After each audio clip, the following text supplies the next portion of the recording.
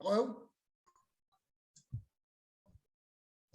Hey Michael, can you hear me? Yeah, I can hear you just fine, Brittany. Thank you. Okay, awesome. Yeah, I can hear you. Okay, good. Okay, good deal. I promise I won't keep you too long. I know it's You're Friday good. and I have plans for the weekend just like you do. So Oh yeah. Oh let's good. go and start with a little information about you. You are a junior at Auburn, Yes, I'm a junior in mechanical engineering at Auburn. mechanical engineer. Where are you from originally? I'm from Huntsville, Alabama. Okay. What did you folks do for a living? Both my parents are in the military. They both just retired. I think, yeah, 5 years ago. What were their MOSs, just out of curiosity? They worked in what's it called Army branch, and they retired. Is that what you mean? Sorry, Yeah, what'd you yeah, say? Oh yeah, yeah. yeah. Uh, they both retired as lieutenant colonels. So in the Yeah. Army. Mhm. Okay. So I'm guessing probably not to stereotype Army families, but when you've got two folks in the military, they expect a lot and don't put up with much. Was that your experience with your Yeah, parents? it definitely did expect a lot and everything. So definitely had like what's it called. I didn't get out much. I think when I was young, my parents were always like very strict about where I should go and what I should do. And so I think college is really the first time I'm like getting out, kind of quote unquote. Right. But like yeah, so it was like but definitely interesting childhood though. So So why engineering? engineering because I really wanted to learn how to like solve problems really. And I know this sounds like very typical, but I'm not the type of person to really be like oh I made a code when I was like 2 years old or I want Right. to take part cars and stuff like that. I just like wanted to really challenge myself and learn how to really just solve problems that actually help people in real life. And so whether that means I like stay in engineering afterwards or like or not, I just want to really learn how to like use my brain to like think outside the box in a way. Okay. How was that transition from high school to college? I mean, Auburn is no joke when it comes to expecting performance. How did that transition into a college atmosphere go? It was very big transition for me because I'm from Huntsville and it's a big like town or big city, but I went to a really small high school in that city. Okay. I called Valley Fellowship. I graduated with like 7 people, so it was really Oh, really okay. tiny. And so coming from 7 people to like what 30,000 plus people in Uh-huh. college, I was like, so it's definitely interesting. I think the biggest thing was like being like one of 30 people in a high school to like one of like all these people. It felt kind of weird being like okay now I have to figure out how I can make a name for myself really. Hmm. But I think the transition was really good and being able to find like smaller spaces I could grow in. Like I know engineering in Auburn they have the academic excellence program for like minorities in engineering, so being part of that and be able to grow from there kind of helped me get my footing. I feel like or else if, a lot of people it's kind of hard to really just Right. find my place amongst everybody, so it kind of helps. Now, in your field, I historically engineering has been a boys' club.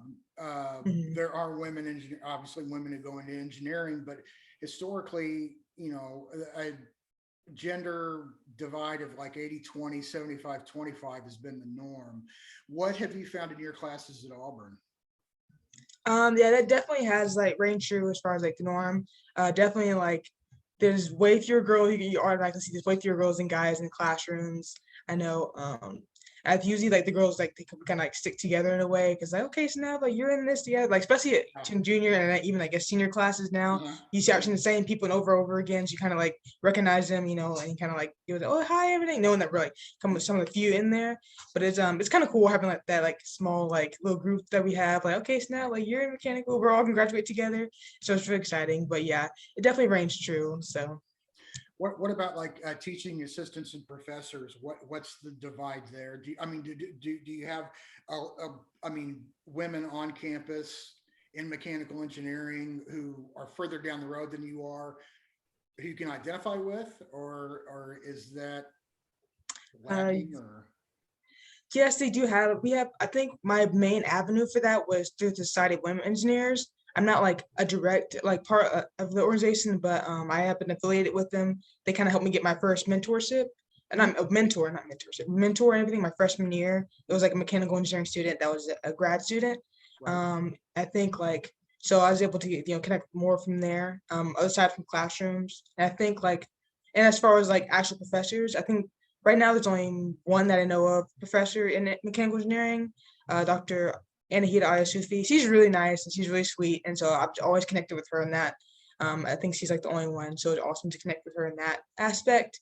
But I think as far as that goes, my connections really kind of come through like organizations or just even like having a class with the one teacher, or my connections really. If that comes through, does that make sense? I hope Yeah, that it answer. makes perfect sense. Yeah. Okay, yeah.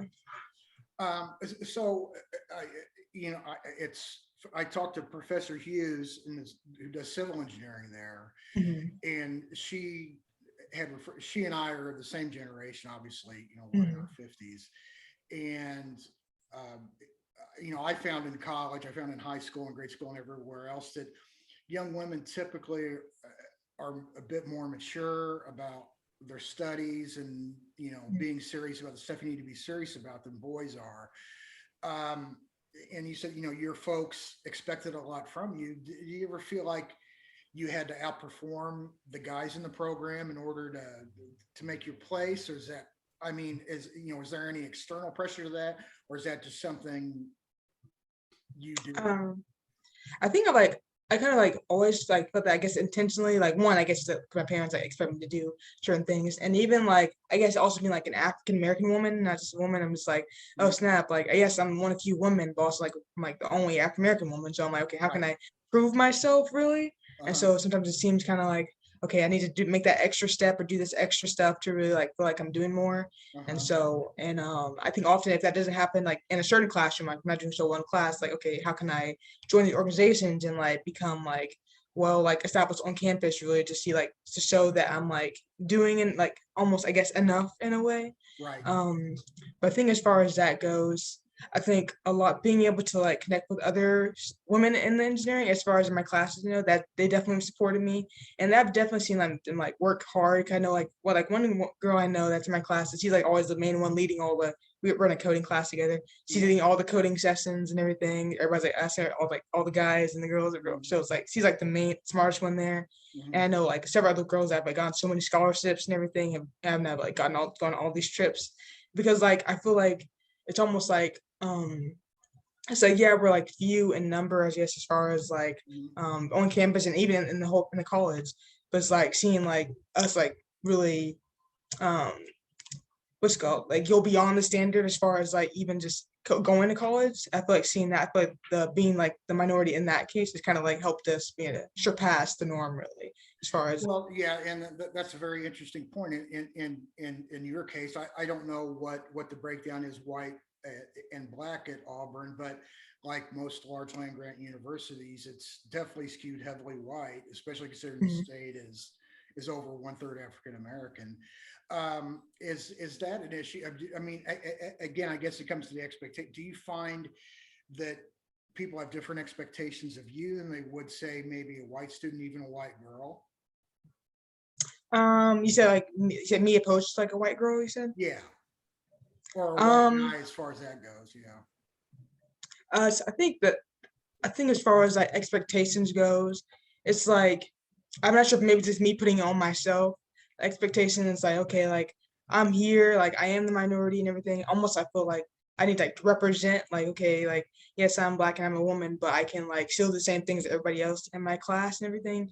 And like I don't know like how everybody else feels or what they're, how they feel about like, women in the classroom or even African Mhm. Americans in the classroom. So it kind of maybe it's just me like putting this pressure on myself. But I feel like showing that I can be successful because I feel like sometimes it's like almost like a stereotype that oh we're not gonna like African Americans and like or women are like oh they're not smart enough, they're too emotional type of thing.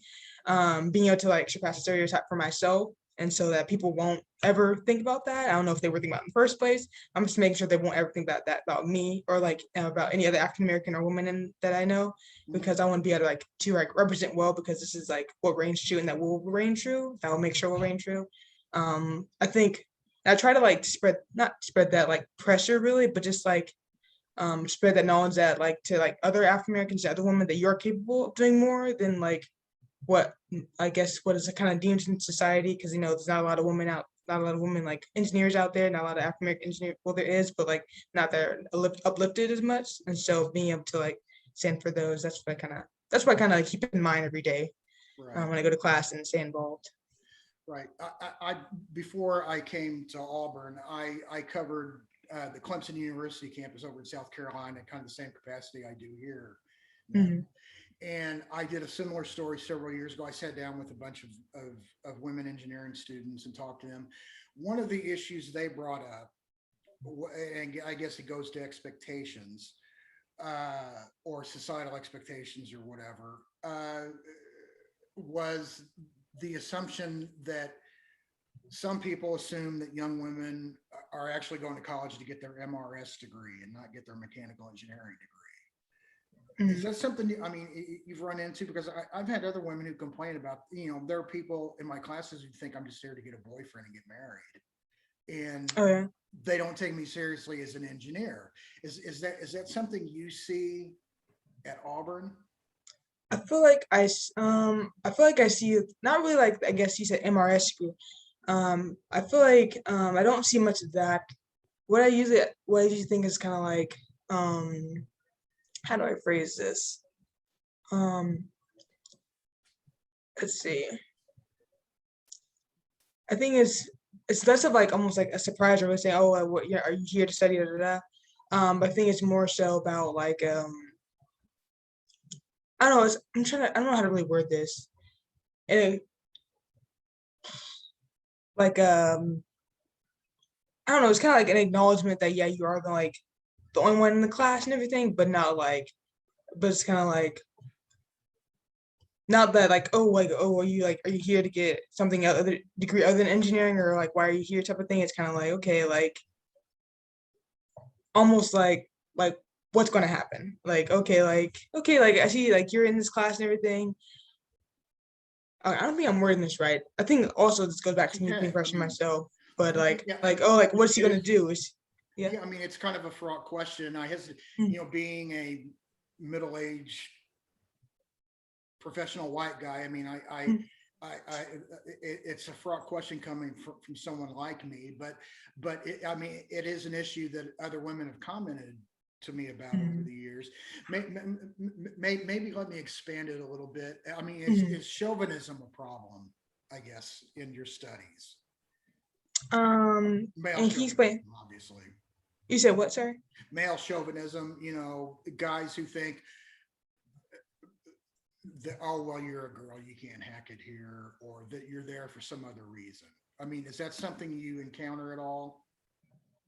Um, I will say it's not in the majority that I encounter. I think I think every now and then I'll be like, okay, maybe I kind of sense that this person was like not really thinking that I'm really up to par. Like they were like, oh Right. yeah, I have a question about something. They won't ask me. They'll ask somebody else like next to me.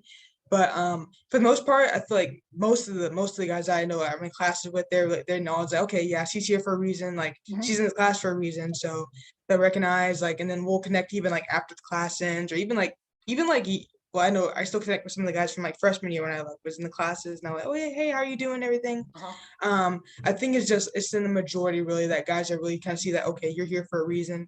I mean every now and then you'll have like a guy that's just kind of like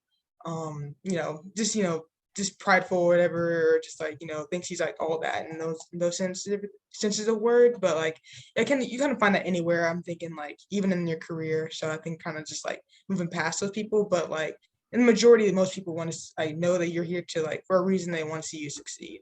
Sure, sure. Now, you've got a year and a half to go. Is that about right? Or Yeah, a year and a half. so, what's the plan after you graduate? After I graduate, I want to go to grad school. I think for what is the biggest thing? I wonder if I should do a type of engineering design or an architecture degree. I know, but the biggest thing I wanted to do was combine the fields of like engineering and design, and I don't know if that will come through like eventually just becoming a professor in this like after maybe after master's getting a PhD, Uh-huh. or like doing research in that type of engineering design or just like going and working for a company where I use like user experience and combining those two within engineering. But like as far as like what it's going to be, what degree I'm going to pursue, that's still like a question mark. But I don't know. I'm looking forward to seeing what will happen because a lot of things can change in over a year and Oh a yeah, half. So. absolutely. Yeah, and the older you get, you'll find the more common it is. Mhm. Just when you should be getting wiser and being able to expect things better, doesn't work that way, unfortunately. Oh, yeah.